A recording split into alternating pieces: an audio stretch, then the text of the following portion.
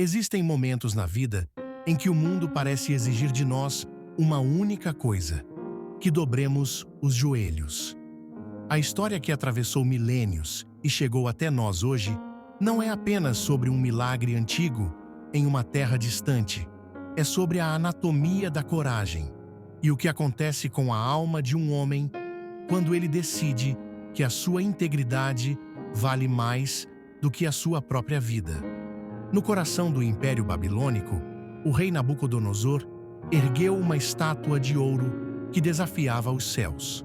Com quase 30 metros de altura, o monumento reluzia sob o sol. Mas a sua verdadeira função não era estética, era de submissão. Ao som das trombetas e das harpas, todos, sem exceção, deveriam prostrar-se. O som era o sinal para o apagamento da individualidade e o triunfo do ego imperial. No meio de uma multidão de milhares que se curvavam como ondas ao vento, 3 figuras permaneceram eretas. Sadraque, Mesaque e Abednego não eram homens que buscavam o martírio, mas eram homens que possuíam um santuário inviolável dentro de si. Para eles, a questão não era se o rei era poderoso, mas se a verdade que eles carregavam no peito era negociável. A coragem deles não nasceu no momento do confronto, mas no silêncio de suas rotinas, na fidelidade às pequenas coisas. Quando os guardas os levaram diante do rei furioso, a pressão era insuportável. Nabucodonosor não lhes ofereceu apenas a morte, ofereceu-lhes uma segunda chance de serem normais, de se fundirem à massa, de fingirem que o que faziam era apenas um gesto sem importância. A resposta daqueles 3 jovens é uma das lições mais profundas sobre a fé que o ser humano pode conhecer. Eles não disseram ao rei que tinham certeza de que seriam salvos. Eles disseram: "O nosso Deus pode nos livrar, mas se não livrar, saiba, ó rei, que não serviremos aos teus deuses." É aqui que reside a verdadeira força, na aceitação de que o propósito é maior do que o desfecho. Eles entraram na fornalha não com a promessa de um milagre, mas com a paz de quem já estava livre antes mesmo de ser amarrado. Nabucodonosor, cego pelo orgulho, ordenou que a fornalha fosse aquecida 7 vezes mais do que o normal. O calor era tão intenso que os próprios carrascos que os levaram pereceram nas chamas. O que aconteceu a seguir desafia a lógica da dor e do sofrimento.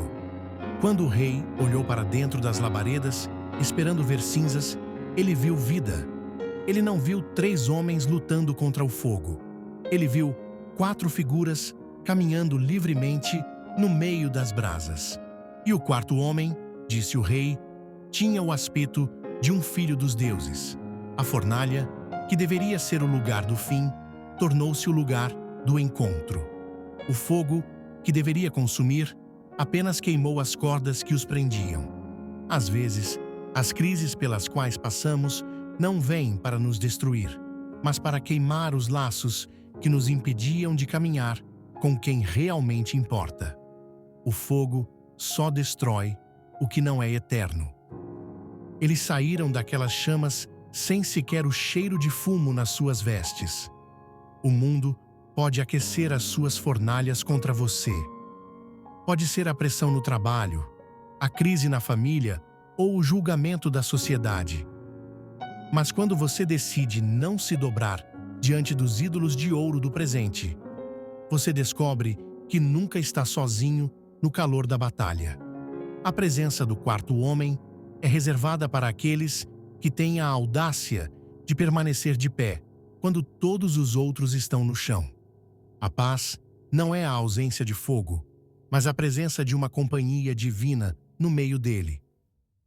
Se você está a enfrentar o seu próprio fogo hoje, lembre-se que a sua posição de pé é o que atrai a proteção do alto.